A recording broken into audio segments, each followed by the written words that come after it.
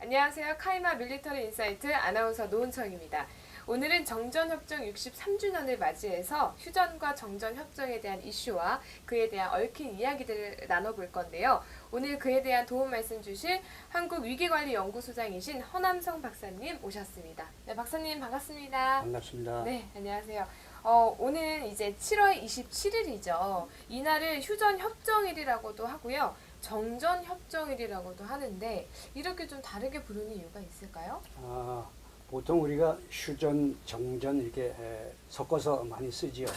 그래서 우리가 휴전, 정전 이렇게 섞어서 쓰는 것 큰 무리는 없습니다.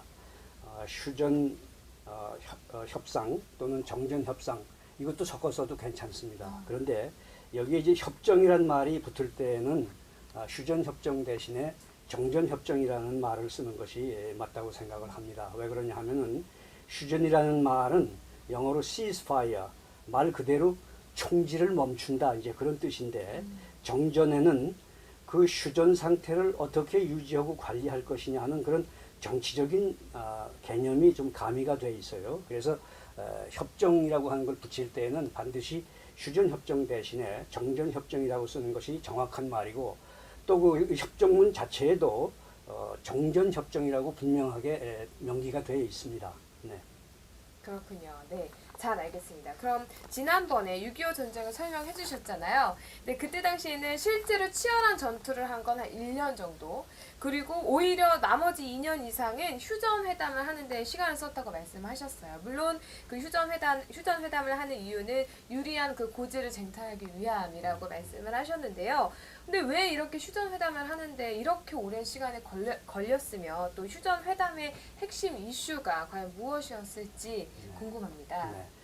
휴전회담은 대략 이 기습남침이 벌어진 뒤로 한 1년 정도 됐을 때 1951년 6월 24일에 소련의 유엔 대표였던 아담 말리크라는 사람이 유엔 방송을 통해서 평화의 대가라고 하는 연설을 했어요. 그 연설에서 이 전쟁을 협상으로 마무리하자고 하는 운을 띄웠습니다. 그 결과 이제 양측이 서로 의견을 조율해서 그해 7월 10일에 개성에 있는 내봉장이라고 하는 건물, 이게 우리 한옥으로 99간 정도 되는 건물인데 원래는 음식점이나 이 여관을 겸했던 그런 건물입니다. 여기서 이제 7월 10일에 첫 회담이 열렸고 그리고 10월 8일에 지금의 판문점 지역, 원래 이름은 널문리입니다. 우리말로는 널문리를 이제 한문으로 하니까 판문점 이렇게 되는데 그 지역은 당시에 초가집이 한 4채 정도 있는 아주 한적한 시골 마을이었습니다.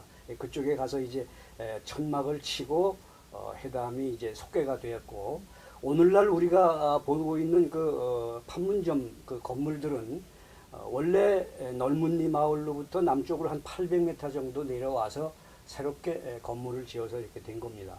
근데 당시 그 휴전회담이 왜 2년 정도씩 이렇게 끌게 되느냐 하면은 몇 가지 이슈가 있습니다만은 가장 중요한 것은 군사 분계선을 어떻게 획정할 것이냐 하는 문제, 그 다음에 포로 교환을 어떻게 할 것이냐, 이 두 문제가 가장 난항을 겪었던 것입니다.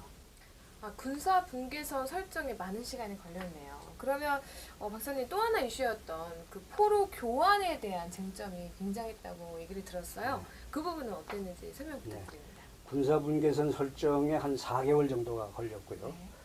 이 포로 교환 문제는 무려 1년 반의 난항을 겪었습니다.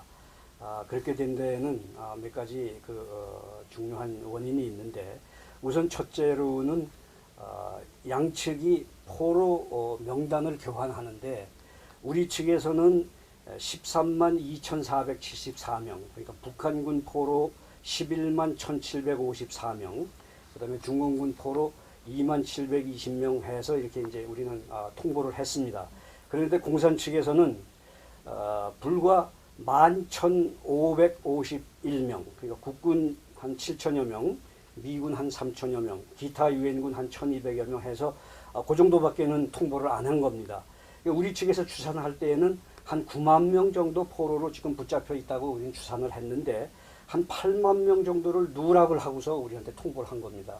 실제로 북한은 그 가운데에서 한 5만 내지 6만 명은 북한군에다가 편입을 강제로 했고 한 15,000명 내외는 광산에 강제 노동으로 보냈고 또 수천 명은 소련으로다가 이송을 해버렸습니다. 이렇게 되니까 이제 문제가 생긴 거죠. 더군다나 이제 양측의 주장 가운데서 가장 첨예하게 대립했던 것이 뭐냐면은 공산 측은 이 모든 포로들을 한 번에 일괄적으로 전체 송환을 해야 된다고 주장을 했고 우리 유엔군 측에서는 이 포로들의 자유의사를 존중을 해야 된다. 송환되지 않기를 희망한 사람들이 절반 이상이 넘었거든요. 사실 실제로 우리가 잡고 있었던 북한군 포로 가운데에서 절반 이상은 송환되지 않기를 희망을 했고 심지어 중공군은 한 2만여 명 포로 가운데에서 송환 희망자가 불과 4분의 1밖에 안 됩니다. 왜 그러냐 하면은 우리 북한 포로 가운데는 남한 출신자가 무려 16,000여 명이나 있었고 북한 출신 중에서도 공산주의를 싫어해서 남겠다고 하는 사람들이 그만큼 많았던 겁니다. 또 중공군 가운데에는 과거 국부군 출신, 특히 장개석 군대에 있다가 중국이 통일된 다음에 한국 전선으로 온 사람들이 많아서 그 사람들은 대만으로 가기를 희망했던 겁니다. 이제 이런 문제들이 전부 얽혀 있는데 그러면 전체 송환을 해야 된다고 하는 이 공산 측 그 주장의 배경은 이런 겁니다. 1949년에 수정된 제네바 협약에 의하면은 그 118조가 이렇게 돼 있어요. 전쟁 포로는 적대 행위가 끝나면 지체 없이 석방돼서 송환돼야 된다. 여기에 이제 근거를 두고서 전체 송환을 주장한 거죠.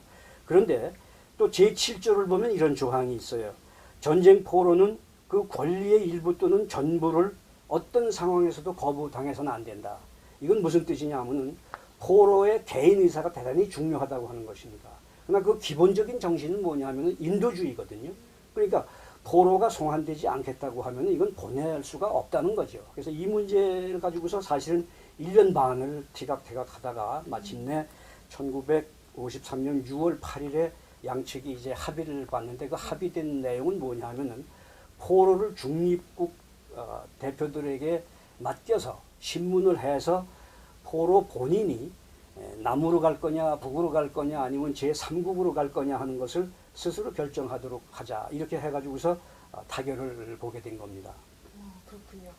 근데 이 정정회담에 제가 알기로는 뭐 대한민국 대표단이 없었다. 아니면 뭐 있었다 이렇게 의견이 좀 분분한데 이승만 대통령의 그 방공포로 석방 문제를 갖고 계속 미국을 압박해서 결국에는 우리의 요구를 반영하도록 이제 결과를 이끌어냈다고 얘기를 들었어요. 이 내용이 어떤 건지 구체적으로 말씀해 주시면 감사하겠습니다. 우리 대표단이 없었던 건 아니고요. 이건 이따 나중에 이제 기회가 되면 제가 자세히 좀 말씀을 드리겠습니다만은 이렇게 돼서 이제 포로 교환 문제가 이제 타결이 되고 휴전협정 체결이 급물살을 타게 되니까 이승만 대통령이 큰 걱정에 쌓이게 된 겁니다. 다시 말해서 이제 정전협정이 체결이 되면은 이 한국에 주둔하고 있던 외국군들이 다 철군을 하게 되는데 중국군은 압록강 바로 건너편에 가서 주둔할 수 있고 유엔군들은 저거 바다 건너서 다 자기 나라로 돌아가게 되는데 만일 북한이 다시 재침략을 하게 되면은 우리를 지원해줄 유엔군이 다시 돌아올 것이냐 이게 굉장히 의문시됐거든요. 중국군은 바로 압록강 건너면 또 들어올 수 있고 이렇게 되면 대한민국은 정말 안보의 위기를 겪게 되는 겁니다. 그래서 이승만 대통령은 장고 끝에 정말 벼랑 끝 외교 도박을 저지르게 된 겁니다. 그래서 이 포로 송환 협정이 체결된 지 열흘 후인 6월 18일에 반공포로를 석방하게 되죠. 당시 반공포로 가운데에서 아주 신원이 확실하고 그 의사가 아주 뚜렷한 그런 사람들 약 35,400명 정도가 남한 각 지역의 포로 수용소에 수감이 돼 있었습니다. 뭐 영천, 부평, 부산, 또 대구, 논산, 마산 뭐 이런 지역들인데 이 지역에서 6월 18일 날 자정에 철망을 뚫고 대탈주극이 벌어진 겁니다. 당시 유엔군들이 바로 이 감시를 맡고 있었는데 우리 헌병이 이것을 상당히 그 위계를 발휘해서 이 사람들을 다른 쪽으로 빼돌리고 이렇게 한 겁니다. 그래서 6월 18일 날 첫날에 2만 5천 명을 탈출을 시켰고 그로부터 5일 동안 2,400명 정도를 더 탈출을 시키게 된 겁니다. 이렇게 되니까 공산 측에서는 유엔군에 대해서 강력하게 항의하게 된 겁니다. 우리가 정전협정을 체결하더라도 한국이 과연 이걸 준수할 수 있고 미국이 이거를 담보할 수 있겠느냐. 그러니까 이제 아이젠하워 대통령이 급히 국무부 아태 지역 담당 차관보였던 로버트슨을 특사로 보낸 겁니다. 그래서 18일 동안 이승만 대통령과 변형태 외무장관을 상대로 해서 줄다리기 외교를 벌린 거죠. 그래서 결국 우리가 얻어낸 것이 세 가지가 있습니다. 제일 중요한 것은 한미 상호 방위 조약을 체결한다고 하는 것을 문서로 확정을 한 것이고, 그 다음에 두 번째로는 국군 20개 사단을 증강할 수 있도록 무기와 장비를 지원해 준다 하는 것이고, 또 전후 복구를 위해서 10억 달러의 자금을 지원해 준다고 하는 것입니다. 이거 오늘날 생각해 보면은 바로 이 한미 상호 방위 조약이 체결되었다고 하는 이 점이 그 후 70년 가까이 이 땅에 평화가 유지가 되고 또 그걸 바탕으로 해서 우리 대한민국이 오늘날의 번영된 조국을 만들어낼 수 있었던 기틀이었다, 이런 생각을 하면은 정말로 이승만 대통령이 그 해안을 지금도 정말 감탄을 하지 않을 수가 없습니다. 듣고 보니까 딱 이해가 되네요. 왜 오늘날 미군이 지금 주둔을 하게 되었는지, 네. 그리고 한미 동맹이 체결되어서 어떻게 지금까지 지켜져 와 있던 건지, 이런 것들을 딱 알 수 있게 되었는데요. 1부에서는 이 정전협정의 배경과 경과 등에서 지금 말씀을 나눠봤습니다. 근데 이어지는 2부에서는요, 이제 육지, 땅 위의 군사분계선을 넘어 바다 위의 휴전선이죠. NLL 설정과 관련된 이야기, 그리고 평화협정에 대한 실체에 대해서 박사님과 계속해서 얘기 나눠보도록 하겠습니다.